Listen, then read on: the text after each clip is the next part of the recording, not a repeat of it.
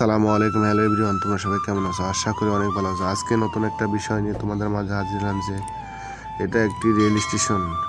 পদ্মা পদ্মা যে পদ্মা ভাঙ্গা থেকে যে মেন যে রেল স্টেশন গেছে, এখানে দুটি রেল স্টেশন তৈরি করা হয়েছে। পদ্মা মাওয়া থেকে যে ভাঙ্গা পর্যন্ত যেখানে দুটি রেল স্টেশন তৈরি করা হয়েছে, একটা হলো বন্দরগুলা পাচরের পাশে, আরেকটি হলো ভাঙ্গা জংশন রেল স্টেশন ভাঙ্গা যেটা তৈরি হতেছে। আর এখন আমি যেটা অবস্থান করতেছি এটার স্থানের নাম হলো বন্দরকুলা রেল স্টেশন। এবং এই রেল স্টেশনে বর্তমানে কাজের অগ্রগতি আমি জানানোর চেষ্টা করব। বর্তমানে রেল স্টেশনের কাজের অগ্রগতি আমি এখন যেই তুলে ধরবো, বর্তমানে কাজের প্রায় 70% কাজ প্রায় শেষ। এখন শুধু ফিনিশিংয়ের কাজ চলতেছে। এখানে 3টি ভবন দেখুন, 1টি 2টি 3টি। আমাদের চ্যানেলটি সাবস্ক্রাইব করবেন বিএমটি মিডিয়া, এবং নতুন নতুন ভিডিও এরকম আরও পেতে চাইলে আমাদের চ্যানেলটি লাইক কমেন্ট শেয়ার করবেন। এখন যে সিস্টেমগুলো আমি বলতেছি, যেখানে 3টি ভবন প্রায় কাজ শেষ, এখন শুধু ফিনিশিংয়ের কাজ। ওই পাশে 2টি ভবনের কাজ অলরেডি চলতেছে। আর এখানে যে মালামালগুলো আনা হয় বড় লরি দিয়ে, তারপর ক্রেনের সাহায্যে আনলোড করা হয়। সিস্টেমগুলো দেখুন একদম আধুনিক। এখানে যে বাইরের যে সিস্টেম, কোম্পানিগুলো বাইরের সিস্টেমের মতো কাজ করে, বাইরের কোম্পানি তো এই জন্য কাজের কোয়ালিটি, কাজের গুণগত মানও খুব ভালো। আর এই কাজের কোয়ালিটিগুলো দেখলে আপনি খুবই অবাক হয়ে যাবেন।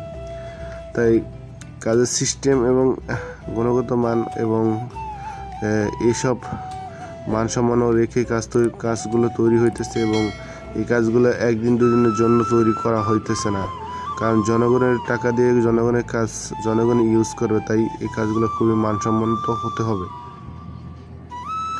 এখানে কি কি রাখা হয়েছে, এখানে 3টি, এখানে দেখুন, এখানে 2টি 3টি, একটি নামাজ পড়ার জন্য একটি জায়গা রাখা হয়েছে, একটি রেস্ট হাউস রয়েছে, একটি টিকিট কাটা কাউন্টার রয়েছে, আর যাত্রী ওঠানামার জন্য 2টি।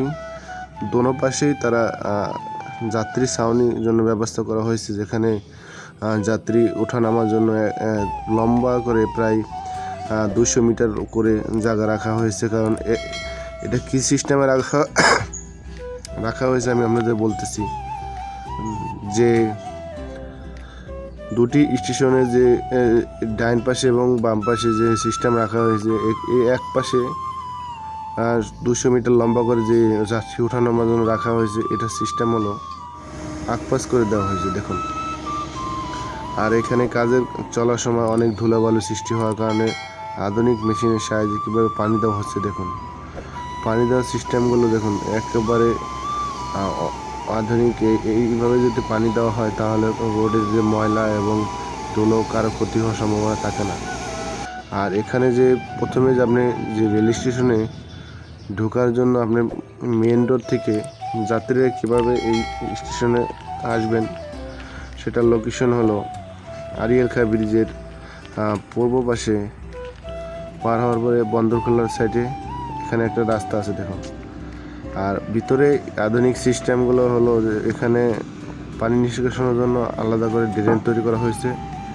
একেবারে পুরো স্টেশন জুড়ে এরকম সিস্টেম দোনো পাশে। আর যাত্রী ওঠার জন্য যে সিস্টেমগুলো, এখানে লাস্টে আপনার হালকা সিঁড়ি থাকবে, এখান থেকে ওঠা নামার জন্য আলাদা করে ব্যারিকেড তৈরি করা হবে। ওকে, ধন্যবাদ।